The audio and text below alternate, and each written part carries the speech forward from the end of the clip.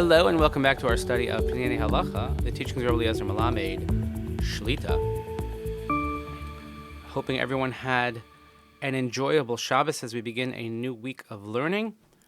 Full disclosure, this is being pre-recorded as I will be, at this point, I'll be in Washington, D.C., trying to talk some sense into our lawmakers, hopefully, and things may have happened over the weekend that, as of this recording, we're not yet aware, but let's hope that it's good news, and then we'll continue to pray for Chalei Tzvagan Yisrael, for Shalom L'chol Petzui Yisrael, and the safe return of our hostages. And as always, we dedicate our learning to Nishmat, Sarah and Daniel Shimon, Rav Doron Vasheli, Hashem Yakum Damo. So the next chapter, it's Tzir Chiloni Minyan, a very Israeli question, which, by the way, applies to us as well.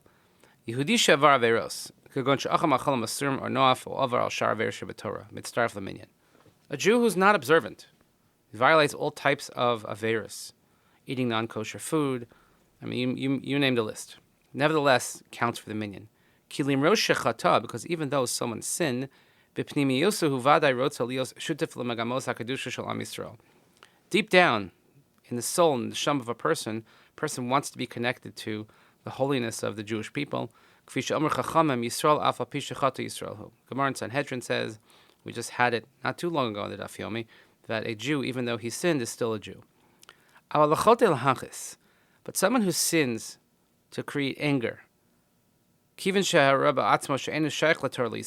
sinning because he's weak, he's not sinning because he can't resist, he's sinning because he wants to create enmity, so he shows he doesn't want to be part of the Jewish people. That person does not count for the minyan. Lodas kama poskim mechal Shabbos befarhesia afilum osazos lahana aso harihu kol v'ed avodah zarah ve'enim mitzaref leminyan. Mishnah Berurah paskins. Again, you have to understand the Mishnah Berurah writing this in pre-war Europe, that someone who violates the Shabbos blatantly, which means that he does so even for his own pleasure, is considered like one who worships idols and cannot be counted for a minyan. Aval b'doros hacharonim, however, in later generations, many of the great halakhic authorities have paskin that if someone who's mechal Shabbos wants to join the minyan, mitzarfeno, so we certainly include him. Because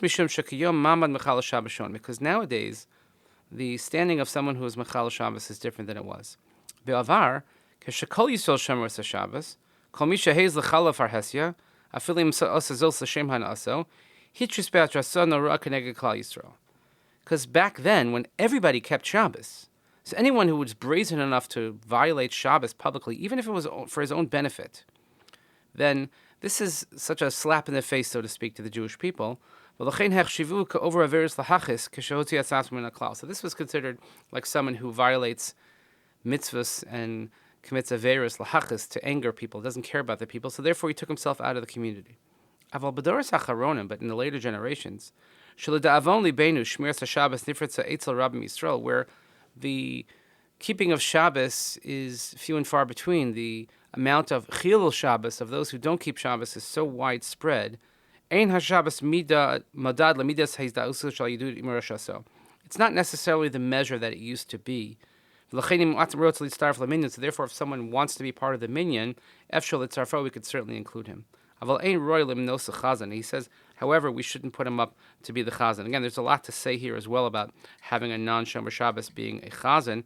He has here in the note as well.